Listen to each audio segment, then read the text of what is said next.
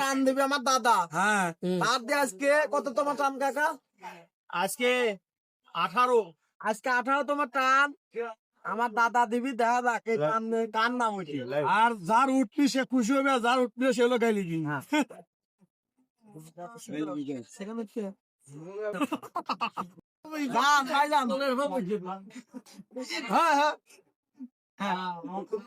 Idea দাঁড়াও।